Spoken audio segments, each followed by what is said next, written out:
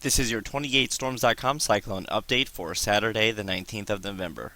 The bigger story may develop in the Indian Ocean within the coming days, but if we start really quickly here in the southern hemisphere, there is no activity ongoing near Australia in terms of any type of tropical cyclone development, and much of the southern Pacific continues to be quiet. The monsoon trough is fairly weak. It's not being aided by the Madden-Julian oscillation, as the enhancing phase has since continued to move more toward the east into the eastern Pacific and also into the Atlantic, where we may see one final subtropical development that really won't impact any land masses in that region.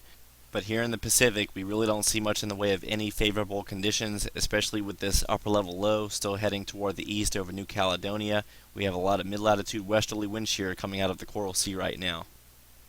Now, as we begin to turn our focus more so along the northern half of the equator, we see that the Arabian Sea and Bay of Bengal continue to be quiet for several days in a row, and this is no exception. The convection is mainly centered very close to the equator, which is not really good for tropical cyclone development, and that monsoon trough is suppressed well to the south. Again, as we look off toward the north in the general direction of India and Bangladesh, we have a lot of dry air and southwest wind shear, but there are indications that the pattern will become a little bit more favorable near the coast of Sri Lanka as we go into the next week.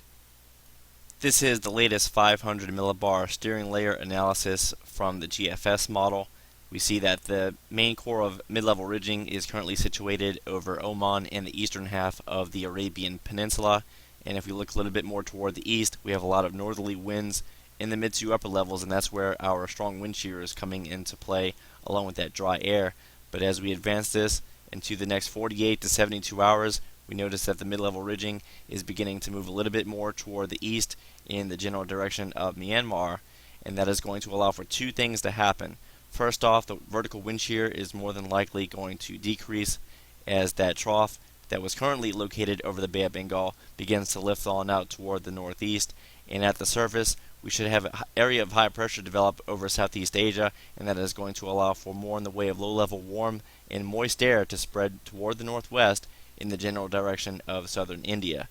Decreasing shear surface pressures and increasing moisture could allow for an area of low pressure to begin to develop, and we are now looking at the latest 850 millibar vorticity, and we don't see a whole lot on the map here within the next 72 hours, but as we go into day 4, we begin to see hints of an area of low pressure beginning to develop just to the west of the coast of Malaysia, and then by day 5 it's becoming a little bit more apparent here as it heads off in a general west-northwest direction towards Sri Lanka, and this pattern would support a west-northwest movement throughout the forecast period as that mid-level ridge that we saw in the previous animation or product continues to march off toward the east, and so we should continue to see this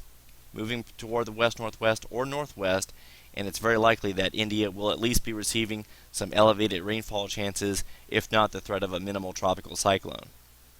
And finally, this is the last thing I will show with regard to the latest GFS run. This is now a look at the sea level pressure and precipitation analysis, and here we go by 96 hours. We don't really have much of a closed low developing just yet, but it's a 1008 millibar surface trough draped from east to west across Malaysia into Sri Lanka, and then by day 5 it does begin to gain a little bit better definition, and certainly by day 7 this does have the look of a fairly young tropical cyclone, or at least one trying to develop into a tropical cyclone, continuing northwest and again dumping a lot of heavy rainfall over Sri Lanka and southern India. And last but not least, this is the 12Z run of the ECMWF, and this forecast goes out through day 10 for both the northern hemisphere and the southern hemisphere. And as we go into 24, 48, and 72 hours, there's really nothing that is a whole lot of interest on the maps, but as we go into 96 hours and 120 hours, now by day 5, there are indications of the monsoon trough beginning to strengthen over Southeast Asia and extending westward into the Bay of Bengal. And then as we go into day 7, that is especially when we begin to see signs of at least a low trying to develop over or very close to Sri Lanka, much like the GFS was indicating. Here it is, still fairly weak, and then by day 8 and day 9, it's beginning to spread into the Southeast Arabian Sea, and it does look like the minimum central pressure is down between 1004 and 1008 HPA, and is continuing to move along the west coast of India throughout day 10, And in the meantime, there's really nothing to really speak of in the southern hemisphere. If anything, as we go into around day 8 or day 9, the model is trying to lower the surface pressures down to 1008 off the coast of Tanzania, but really that's about it as far as any southern hemisphere tropical activity is concerned. So it looks like any cyclone development is still at least 1 week away, so that means that the forecast is highly subject to change, but we will continue to monitor the prospects for development, especially in the Bay of Bengal, on a day-to-day basis here at 28storms.com/cyclone, and we will have more video updates throughout the weekend.